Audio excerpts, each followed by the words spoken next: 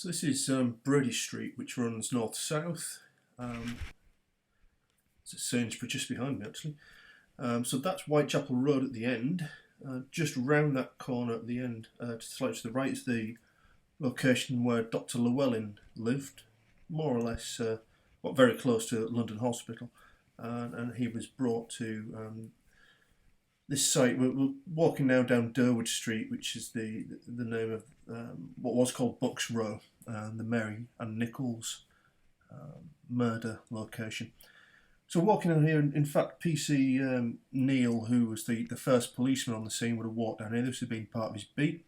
Again, the camera makes this look a bit longer than it actually is. You can just see past this tree trunk as it's coming out now. That's the boarding school, which overlooks the site where Polly Nichols' body was found. Two witnesses, or the two people who first found the body, were a Charles Cross, or Leshmere, however you want to pronounce it, who was the first person to find the body, and then was spotted by a Robert Paul. They were both on the way to work. Robert Paul was on the north side of the street, so the right as you're looking at it, which was all warehouses, and to the left was residential dwellings, cottages. Just past the end of this new building here was a place called New Cottage. That's where the body was discovered, where the about where the curb drops down. Essex Wharf building was to the right. I think just look back here.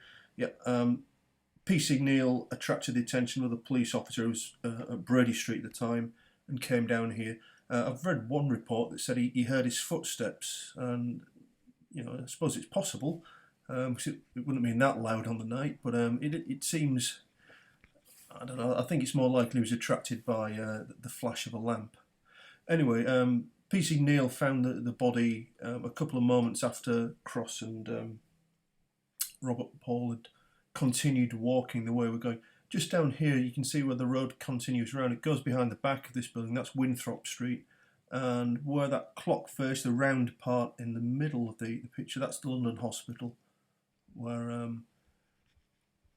Joseph Merrick, the Elephant Man, stayed. Rosalind Donston, potential later suspect, was staying in 1888. So again, just looking back up the street, back down Bucks Row, it opens out a lot more. It would have been a lot closer in 1888, quite claustrophobic little street, poorly lit. The name was changed to Durward Street. The residents didn't like the association with Bucks Row, and the name was changed a few years later in 1892 or 3, I forgot which.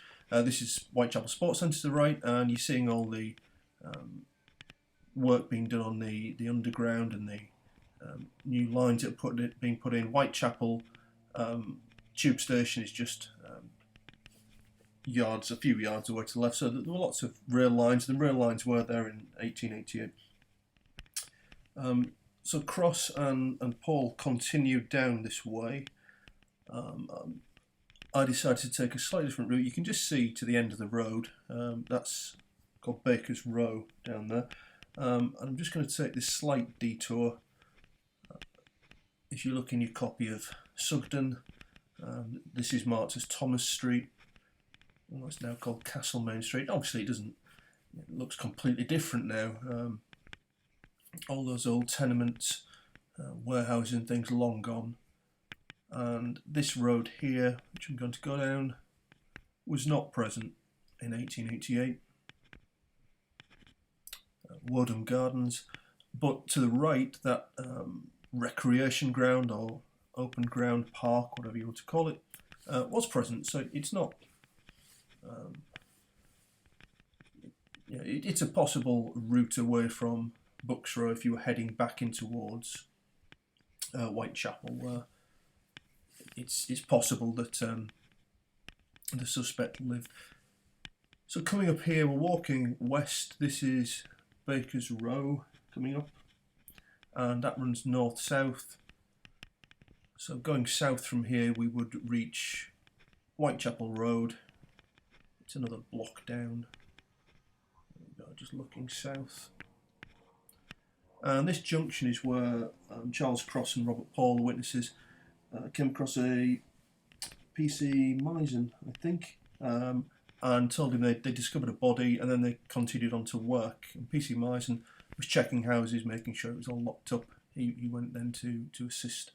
Just down there is Old Montagu Street, and to the left of that, not far down at all, a matter of perhaps 50 yards or so, there was the mortuary where Polly Nichols' body was taken. And Cross and Paul parted company here. Cross continued down Montagu Street, which runs into Wentworth Street, where there's Petticoat Lane Market, and into and carries on. Paul came this way. He actually works at the top of Hanbury Street, and this is the eastern end of Hanbury Street. As I understand it, at this end, by the way, I didn't just start running here. There's not much happens for about 3 minutes, or not much to see. So I've just speeded up a bit to fit it all in. My understanding is this part of the street was called Church Street at the time. That's quite a nice building there. I think it's an arts building. Was where Mrs. Long, who was a witness to the Annie Chapman murder on Hanbury Street, lived. There were two Church Streets, one which is now called Fernier Street, which runs down the side of Christchurch, which was walked down before. But I think this is probably the Church Street she was referring to, since she was walking from home to work at, she was going to Spitalfields Market, and it makes a lot more sense if she was walking up this road than if she doubled back on herself almost from Fernier Street. But that's my interpretation. Could be wrong. You start to see a difference in the style of the buildings, the housing, and it doesn't take very much. It's only a few hundred yards, and you're in a very different feel of area. So this is still Hanbury Street. We've gone all the way down. Hanbury Street would run across in an east-west direction by the time you reach to here, just like Fashion Street, Thrall Street, Flower and Dean Street. And Brick Lane runs north-south parallel to Commercial Street. So there's lots of...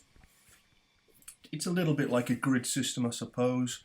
I don't think it was intentionally done that way, but you get quite a few of these roads running parallel to each other. So this is Hanbury Street now, and you're starting to see the old buildings again. It's always the best place, I think, to look on these streets is to look up if you want a sense of what some of these places were like.